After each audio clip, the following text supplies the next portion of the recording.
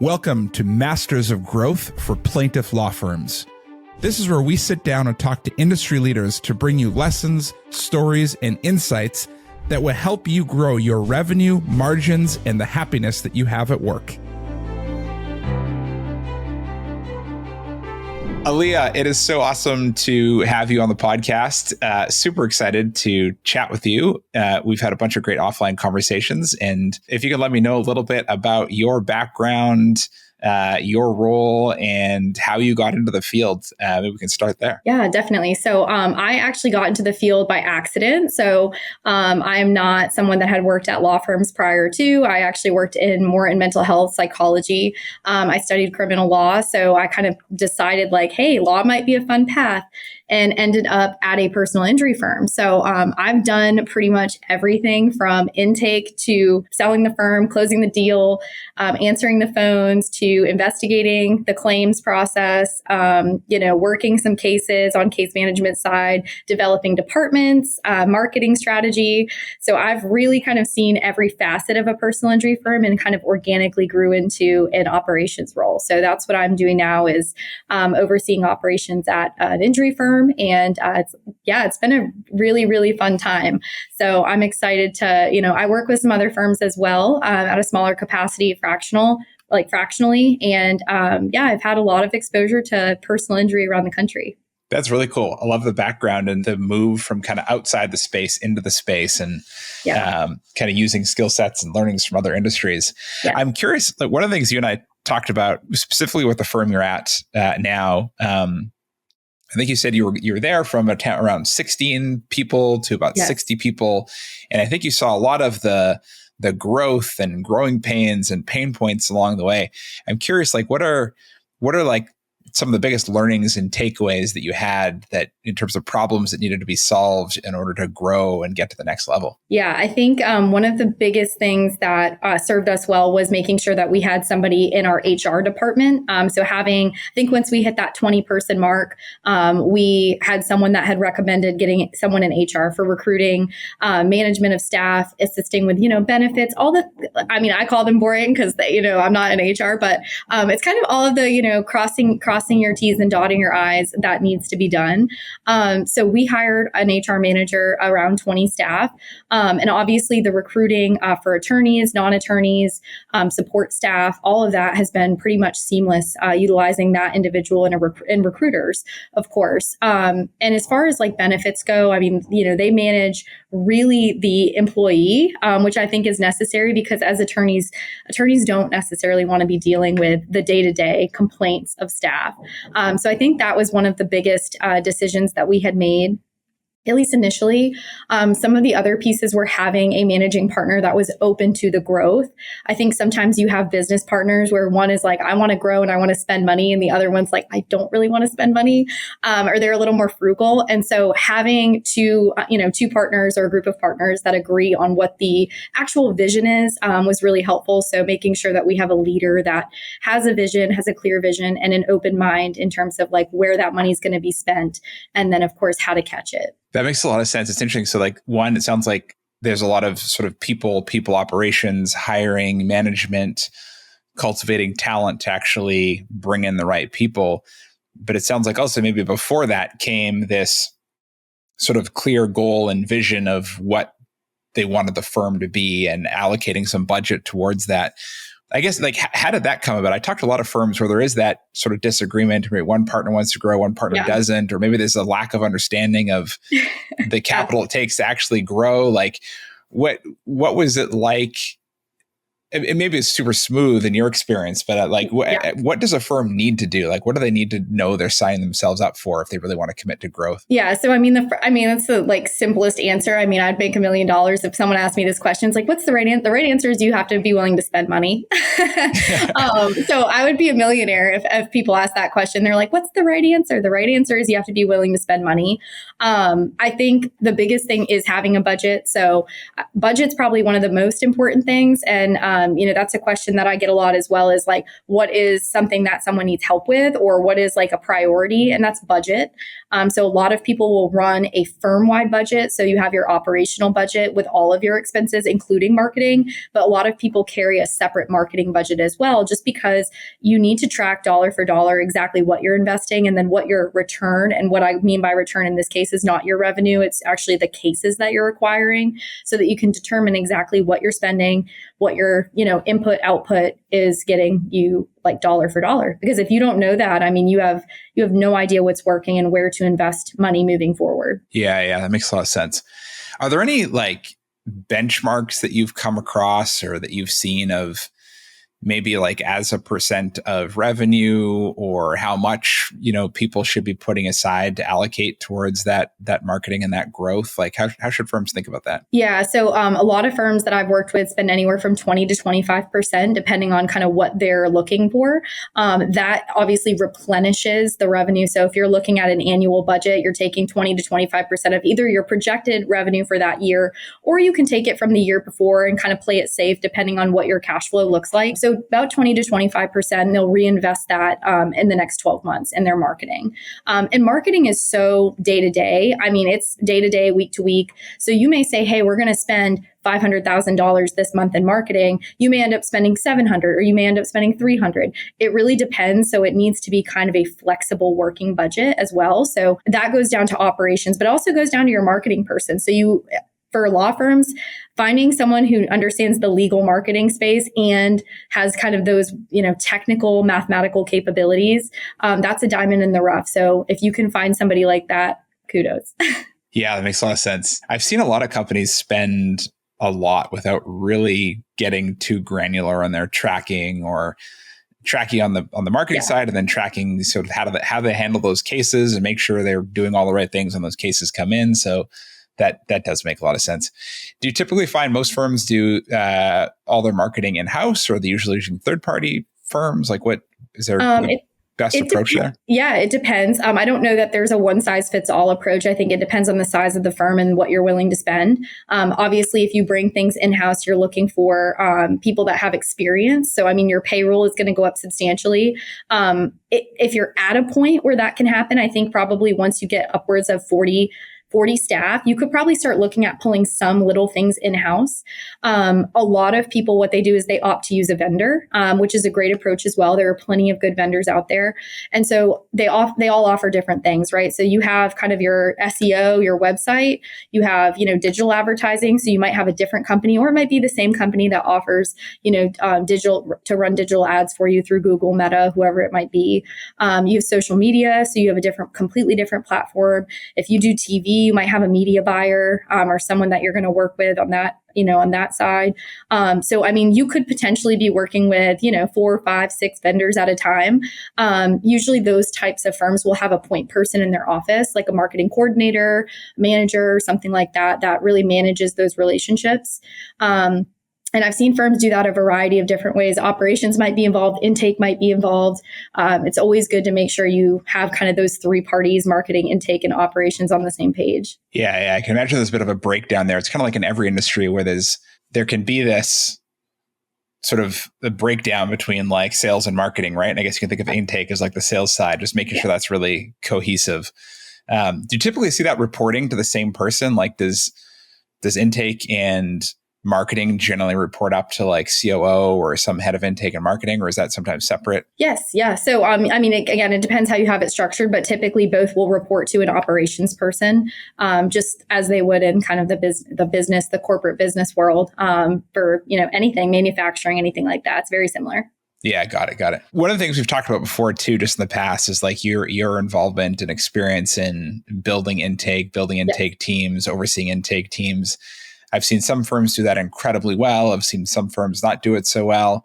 Any like best practices or learning there in terms of how to hire for that role, how to compensate in that role, what things commonly go wrong? Just curious, any thoughts there? And I'll probably have like a bunch of follow-on questions about that too.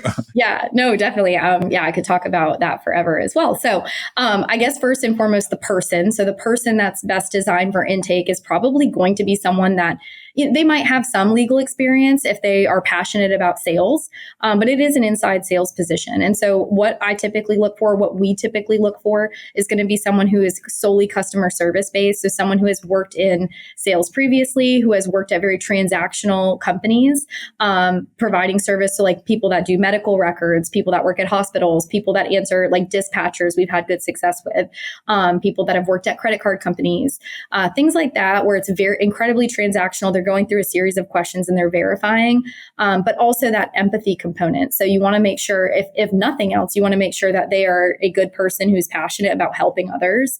So I think that probably is number one. If they have a good attitude, if they're friendly, most forwardly friendly people are not meant to be behind the phone. It's a really tough position to hire for, actually, but it's a fun position to hire for because you want this person with a great personality, but someone who can also sit behind the phone and not care about that, and not need to be sitting at a front desk, whining and dining clients. So I think that is the difficulty of finding people to stay in that seat. And that goes into like incentivizing them properly. So just like any sales position, intake is compensated, at a fair hourly rate. But what we do and what a lot of other firms do is they incentivize those people based on performance. So in this case, you want to make sure that your intake is converting their cases. So if a lead comes in, you want that lead, you want that case, that intake staff member is held accountable for retaining that case. So if that case is not signed or lost, they may lose the opportunity to get bonused for the month or the quarter. And it's not just one case. Of course, they have specific goals. So it's like if you sign 90% of your clients or your leads, we will give you a bonus of X. So it's all well-defined and they kind of know what to expect. But of course, we're never going to sign 100% of the people that call our firm. There's always another law firm out there. They may, decide to handle it on their own or whatever the case is. But for the most part, that it works incredibly well. And that's the incentive piece. And of course, before that, in the middle, where between hiring and then incentivizing them, comes training. I think training is probably the number one thing for intake or any sales position, right? Like that, it has to be intense. And I will say what's worked really well for us is making sure that they have time to get up to speed on like what the law firm's values are, because that person has to align with what our law firm is and wants to do, as well as that's really what they're selling to the client. They're not selling themselves, even though they might do a great job at that. But they need to sell the firm. Why are you going to hire us? Why are you going to hire this guy you just saw on TV? I think we joked about it one time in one of our calls, like those guys on the billboards that you call, like, who is he from the guy on the next billboard? Like, we need to make sure that we have a clear understanding of why someone should hire us versus a competitor, or why we're a better fit for their situation. So I think that that's incredibly important as well, making sure that the training is structured in such a way that, they're able to really understand what the firm is and why, and then also make sure that they have a good understanding of obviously the software and then all the operational components as well. Yeah, that makes a lot of sense. The training piece is so important. And you touched on a number of things there, the why your firm versus another one. And like you and I have talked offline too about the mission of the firm, the reason for existence of the firm. How do you screen for that when hiring? And then how do you sort of train that? And I know we've talked a little bit before about the importance of culture and getting people aligned with that mission. I'm just curious, like how do you instill that into folks when they come on board? Yeah, so we have talked about this before, and we talk about some of like the best companies in the world, right? Like Apple, Google, IBM. They all have a mission statement. All their people really understand, what that mission is, what that vision is, and they're bought in. And so at the end of the day, I've seen this quote many times. I actually think I saw it today, and it was talking about if you care for your employees will care for your clients. So at the end of the day, as someone who's manager, someone who manages people, who wants staff to be happy, if you treat them right, they're going to treat your clients right. So I think really having the mission statement is incredibly important. I want to say just continue to cram it down everyone's throat, because that's kind of true. Like we need to make sure it's front of mind. I don't like this job, you get all negative about it. So As long as they kind of understand the mission and where things are going, I think there's a clear roadmap of like value in their position and in their role. And then of course, like in terms of screening people, not only do you have a mission statement, but typically you'll have some core values that are aligned with that mission statement.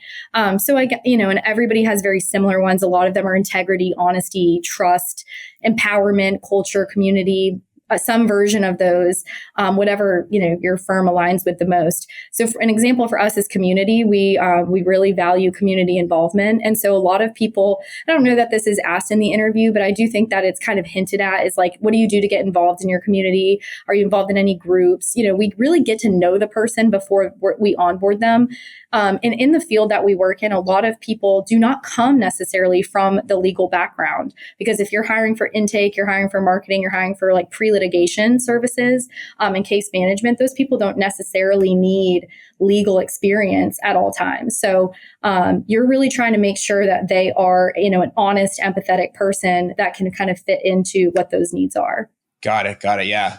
That's so important. I just feel like, there's so many companies that don't do a good job at that. And it's just like, this is a job, we just pay you. It's very transactional versus like, no, like you're having an impact here and making sure people are aligned with that. That makes a ton of sense. Double click on this a little bit more. One area of, I guess, retention is like people's feeling connected to the purpose of that role and the impact maybe they're having. And maybe that's why people will stay at firms for a long time. I'm curious if there's any other thoughts just in general, because I've talked to a lot of firms where like they describe what they're looking for in intake. They're like, I want someone who's really good at this and really good at this and really good at this. Yeah. And the more they describe this to me, I'm like, the person who's best at that can generally make a lot more money at sort of like in software sales or in selling, other things. I'm curious if that's a problem in the legal industry where people are undercompensated, or maybe not. Maybe the top folks in intake maybe aren't good enough to go into those other roles.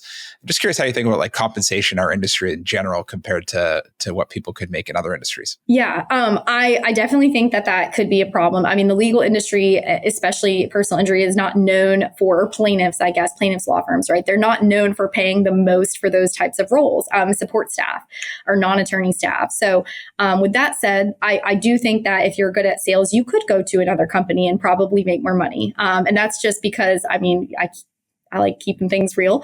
But as far as like the type of person, I think that a lot of people that have stuck around and have been here long term, they value the relationship with their clients. So intake is very different from case management in that. And I think intake is more fun. Personally, I tell this to everyone that I interview for intake, because a lot of people see it as kind of this stepping stone role into case management. And you really don't want those best people at intake to go to case management. You want them to stay in intake. So you have to find ways to compensate them. And it might not just be a monthly bonus. It might be like, hey, whoever signs up the most cases for the quarter wins dinner at Capitol Grill, or, whatever. I have no idea, but you might give them something like that so that they have this stretch goal to go do something fun with their team. We do a lot of like team bonding events as well. So like if they sign up the most, more cases than they did the previous year, we might do like a rooftop drinks happy hour, or something like that. So at the end of the day, those people, they are working hard. They are compensated for it, but we also want to make sure that they do feel valued and part of the bigger picture, because oftentimes they're kind of segregated from the rest of the firm. They're not working on cases. They're transactional. They're talking to lots of different people.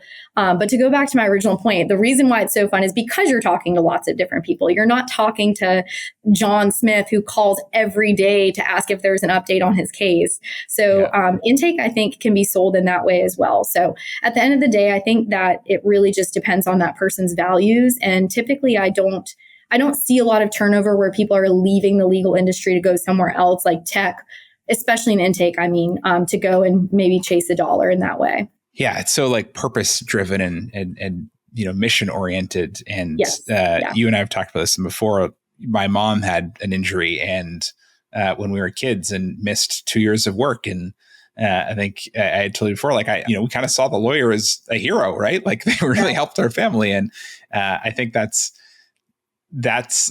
sort of meaningful feeling you get when you're working in these firms. And so I could see that keeping people around for a long time. That makes a lot of sense. Well, and you saying that too, it kind of reminds me. So our senior partner here, that's part of the reason I actually opted to work here, was because I had met him, and the way he talks about his clients and the way he talks about his ability to, help, There's nobody that compares. I mean, I still Yeah. can sit in his office and just listen to him talk forever about the people that he's helped. And, you remember someone from 1990 who he helped on a, MBA case. And it's really just it makes me feel so good. I'm like, okay, we're really making a difference. That's so cool. That's so cool. Yeah. Beyond the feeling good about what we're doing and how we're serving people, what goes wrong? So you talk about taking 20 to 25% of, revenue and applying that to marketing budget. And maybe we can split this up into two buckets. There's marketing and, how to make that work. And then there's the intake side of things. Yeah. Let's say you're getting 500 leads a month or something like that. What most often goes wrong when those potential cases come in the door? Where does intake drop the ball, or maybe it's technology being used? Just curious, what are the most common mistakes where people are just under optimized from an operations perspective? Yeah. So from an operational perspective, this brings up a kind of a good point, I suppose, is at the end of the day, if you're spending and deploying money, kind of blindly with no plan to catch the leads that you're acquiring, that is problem number one. So if you're I'm going to go and I'm going to spend, 3 times the amount that we've been spending before so we can get more cases, but you don't hire anybody on the back end, that's going to be a problem. You're going to get an influx of calls, maybe not immediately, but in the next couple months, they're going to trickle in and you are going to be completely overwhelmed.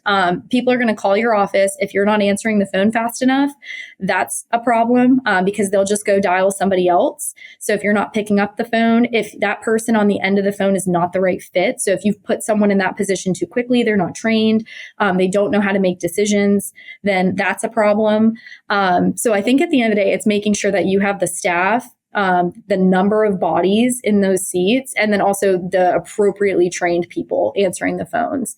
And worst case scenario, I will say, is even if you don't have someone that's fully trained, but you have someone with empathy, hopefully not the right thing to do, not recommended, but at least then they can catch the lead. They're a real person or seemingly real person on that phone that can kind of attract the lead to call you back. So I think it goes back ultimately to empathy and making sure you're picking up the phone. Right. So it sounds like maybe one of the most common problems is people might ramp up marketing, but maybe not put as much thought or emphasis on what happens when those potential new customers come in the door. Are we actually there for them when they need us? Do we have the right people? Are they trained properly? Do we have the right systems? That makes a lot of sense. And systems, please have a case management software and not paper. Again, if you're getting more than 50 leads a month, even 50 leads is a lot, but if you're getting more than 50 leads a month, please be putting it into a system so that you can track this data. I mean, you are spending money and you're not reaping any benefits because you have no data. Yeah. How do you think about then, assuming you're putting, this is an endless problem in all industries, nobody puts data into the CRM, nobody puts data in the case management system. Yes. I guess, how do you sort of manage and make sure that everyone's doing the right things? Any just thoughts on leadership and management for those teams? Yeah. Are you talking about at a big picture scale, including case management, or are you just mainly talking about intake? Intake specifically. Intake. Yeah. So, our intake, we have an intake manager, and that's pretty much her primary role is to make sure that there's this quality assurance. And so some firms will actually have that person as one. We do. But some will have a separate, kind of a middleman that's quality assurance. That person's job is to actually go through that lead before it's transferred and make sure that, all of the contact information has been acquired, everything has been signed properly, all of the fields are filled out. And then that case, once it's been reviewed, it can be transferred to case management. So that would probably be the best way to go about that and make sure that all of the relevant fields have been obtained. But as far as intake goes, and this is sometimes where I think people might miss too, intake is sales. So at the end of the day, if it is you get a call and you're kind of trained to be able to assess really quickly if that's kind of a lower value claim, meaning this person might have treated for a little while. Injuries are not severe. And what I mean by that is they're not life altering. The person will recover. That case is very different than a case where somebody is deceased or will not recover from their injuries, of course.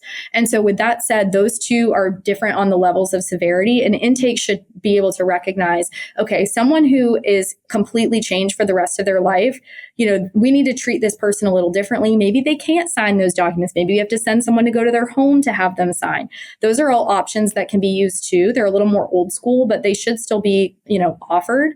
I would say 99% of our clients, or 99.9 really, are signed electronically. But we would still offer something like that if someone was incapable or in the hospital, wanted to meet an attorney face to face. So, assessing that level of risk and making sure that you're offering, again, we work for you, you don't work for us, what that client needs and wants, and making sure that it's done, in the fastest way, even if that data isn't completely filled out. And I get it I'm a data person, I'm a data nerd. So like, I want every little piece of information. We can get it later. Like, we're going to go and we're going to make sure that case is retained so that we can start working on that case right now. Yeah, that makes a ton of sense. Using the different tools that you have in your toolkit, and then even if that's an in-person visit to get a document signed. But it sounds like you also have a good QA process too, kind of overseeing, giving feedback to folks in the intake team as they're executing their work. Yeah. What about any thoughts on the marketing side? Like biggest mistakes that you see in marketing where people just aren't getting it right if they're trying to get more leads? Yeah. I think, one of the biggest mistakes that's kind of a crossover between intake and marketing is not tracking your leads. So there are so many ways that you can track where a lead is coming from, down to the web page that the person was on when they contacted your law firm.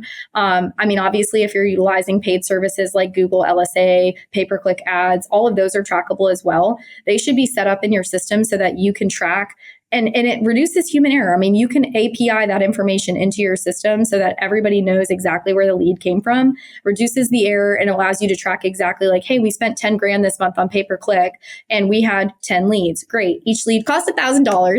And okay, we signed 2 of them. So what is our cost per sign? So then you're looking at $5,000. That's pretty expensive. So then you're able to make decisions on how you want to adjust that budget moving forward, or if you want to continue running the campaign, you want to increase the amount of money that you're putting in. So you can make decisions based on that data, but a lot of people don't track that at all. They don't track it at all, or they track it kind of like half-assed, so to say. And so then again, you're just kind of like throwing money out the window because you have no idea where those leads are coming from.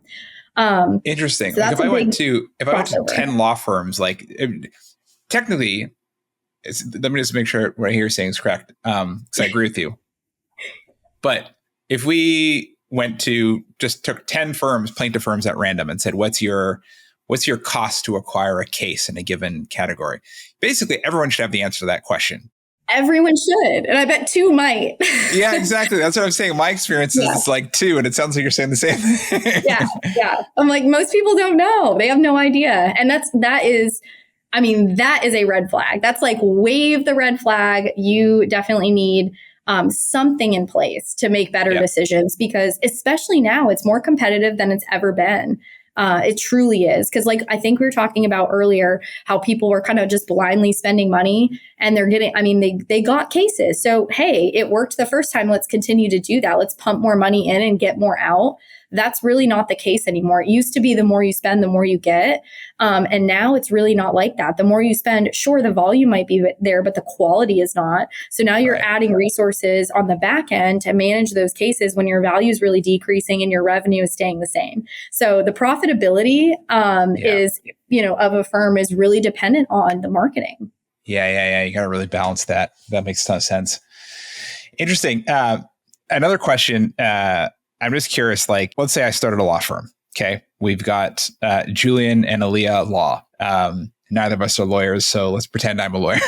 Non-lawyers, we exactly. kick butt, and let's say we've got, I don't know, let's say we're signing 15 cases a month right now. Okay. And we have a clear vision to get to 500 cases a month. We want to consistently hit 500 cases a month. We've never done more than 15 in a month.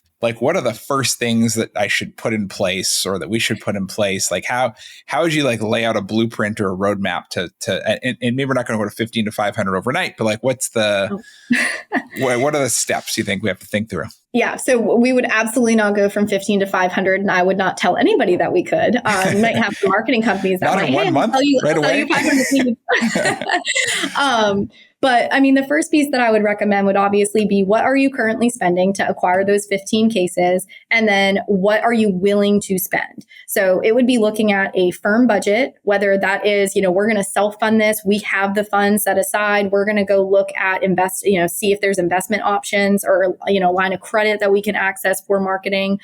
So whatever your decision is to have capital to be able to invest in that would be my first discussion. Identifying exactly where you're getting your leads and what types of sources you have. If you're only signing 15 cases a month, you're probably very grassroots. You might be getting some referrals.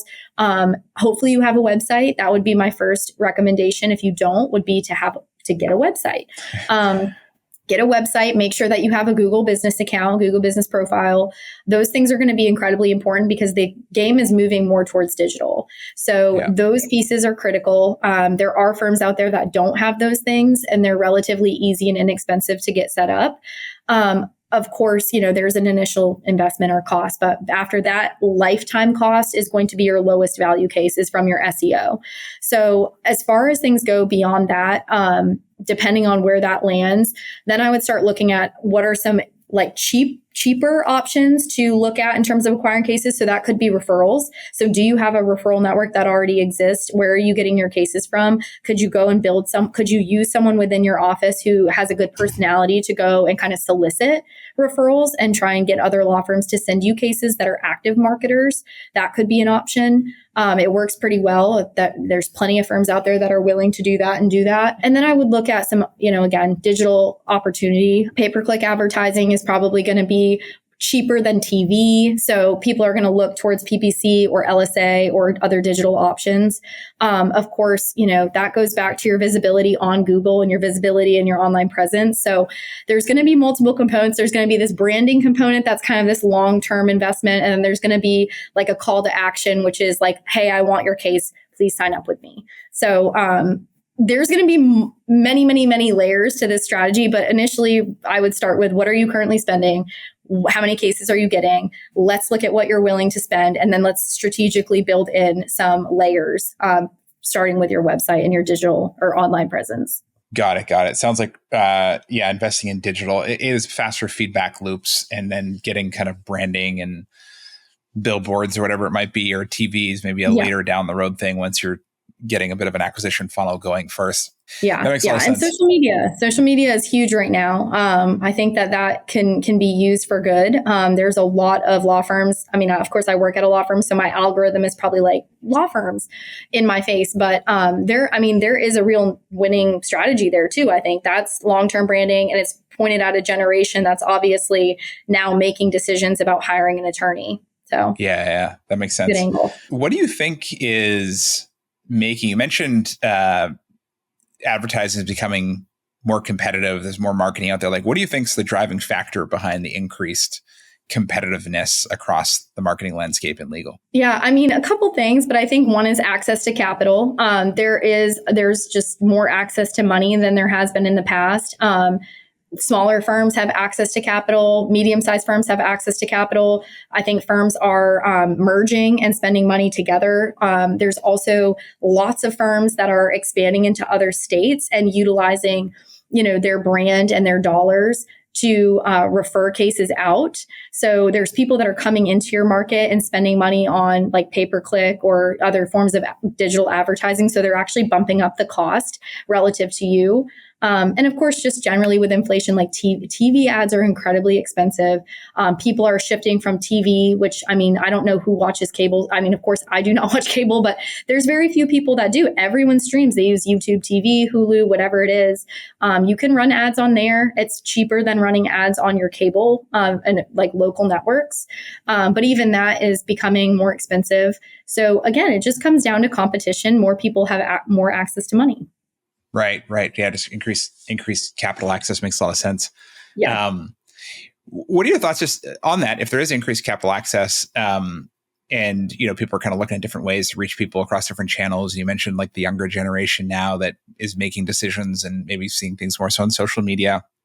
Younger generation, I mean, I feel like social media has been around for a while. It's like everyone kind of sees things on social media.